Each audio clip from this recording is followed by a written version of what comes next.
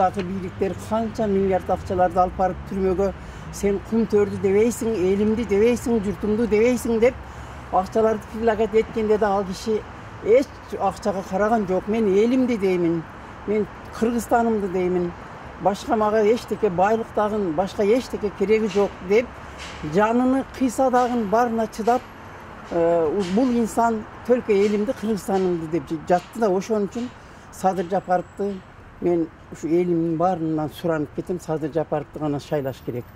Эми Садыр Жапаровду колдогонубуздун себеби өлкөбүздү оңолот деген ойдобуз.